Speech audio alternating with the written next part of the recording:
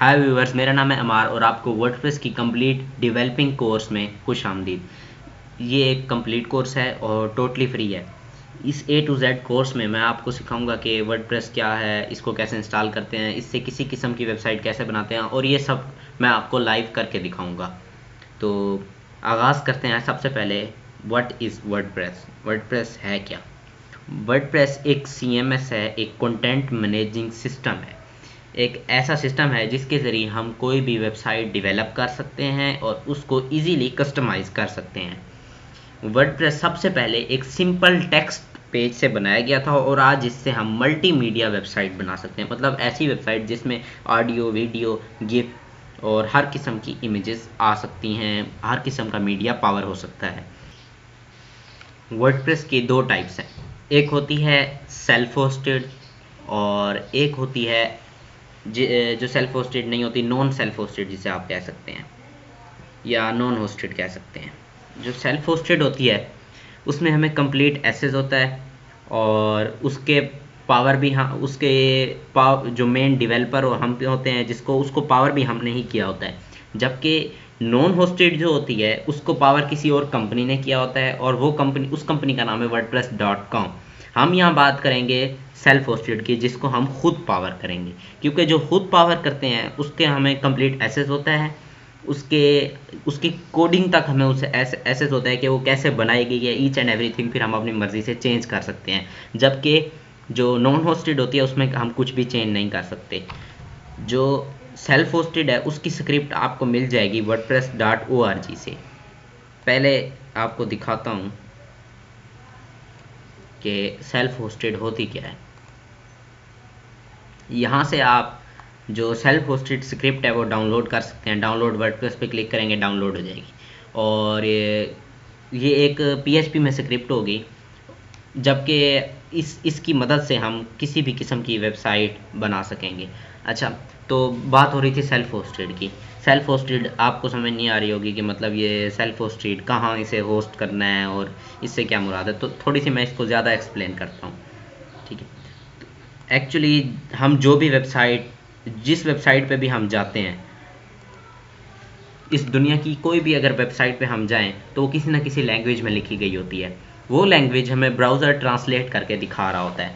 मिसाल के तौर पर इसे मैं एडिट करता हूँ नोटपैड के साथ। ये index.html एक फ़ाइल पड़ी है मेरे पास। ठीक है, तो ये मैंने लिखा है HTML हेड बॉडी और उसके बाद हेड HTML। ये अब HTML मैंने लैंग्वेज लिखी है। ठीक है, इसे सेव करते हैं और मैं अपने ये देखेंगे यहाँ ट्रांसलेटेबल नहीं है, हमें नहीं समझ आ रही है हेड HTML क्या क्या दिया हुआ है। यहाँ मैं एक टाइटल भी देता हूँ, आपके सामने कुछ लिख के दिखाता हूँ। टाइटल,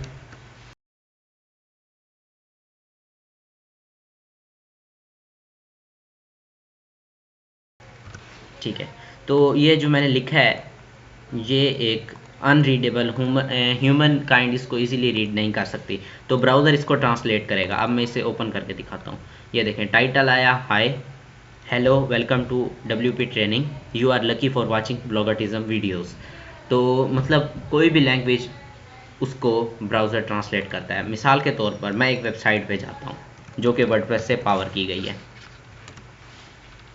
आपको ये कोडिंग नहीं लिखनी होगी तो इसलिए घबराइएगा मत, आप समझ रहे होंगे कोडिंग की बात कर रहे हैं। मैं आपके मेन कंसेप्ट क्लियर करना चाहता हूँ। इसका व्यू पेज सोर्स करते हैं। आप देखें ये कुछ इस तरह वेबसाइट लिखी गई है जो कि वर्डप्रेस से लिखी गई है।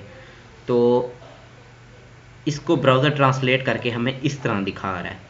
ये मल्टीमीडिया है, आप इसमें इमेजेस आपको नज़र आ रही हैं, इमेजेस और लिंक्स भी हैं पड़े और बहुत कुछ इसमें फाइल्स वगैरह आपको सामने शो हो रही हैं। ठीक है, तो इस तरह की जब स्क्रिप्ट हम किसी एक सर्वर पर डालते हैं और जब हमारा ब्राउज़र, हम इंटरनेट के ज़रिए उस सर्वर का नाम लिखते हैं।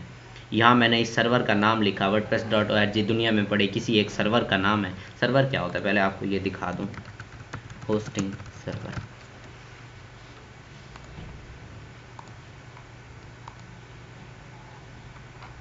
ये देखें ये सर्वर है। ये दुनिया में कहीं भी किसी भी, ये जो मेन सर्वर ये शो हो रहा है, फेसबुक का सर्वर भी इस तरह का ही है, इससे मिलता जुलता है। तो ठीक है, तो इन सर्वर की अपनी एक आईपी एड्रेस होता है, एक अपना नाम होता है। जब कोई उसका उस आईपी एड्रेस पे हम डोमेन अटैच करते हैं, डोमेन क्या होता है, डोमेन google.com वगैरह ये डोमेन होते हैं। हम किसी भी वेबसाइट से एक अवेलेबल डोमेन हम परचेज कर सकते हैं।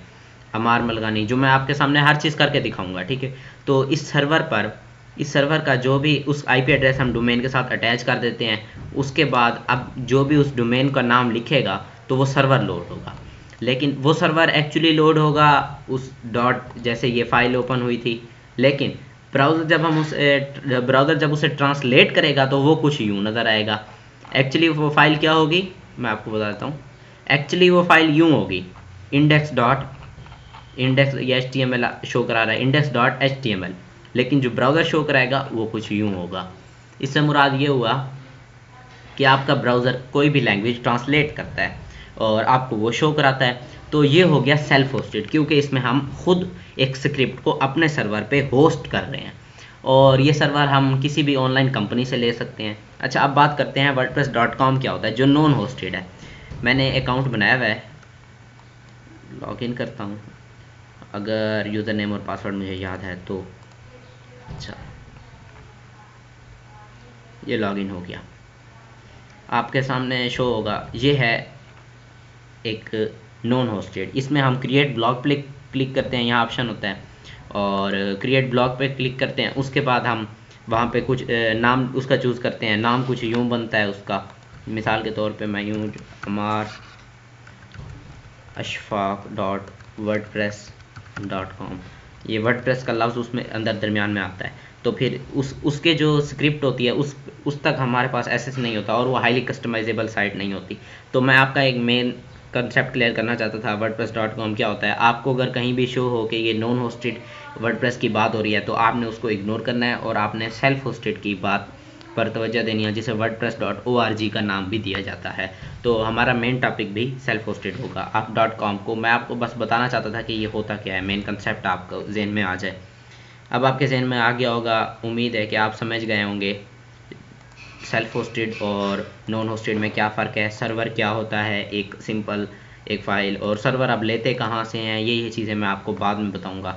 और ये इतना ज़्यादा महंगा प्रोसेस नहीं है, और मैं कोशिश करूँगा जहाँ तक हो सके आपके बहुत अफोर्डेबल रहे। ज़्यादा से ज़्यादा 1000 या 2000 पर ईयर लगेगा, मतलब महीने के लिहाज से देखें तो कुछ भी नहीं, इतनी तो आपकी पॉकेट मनी होगी।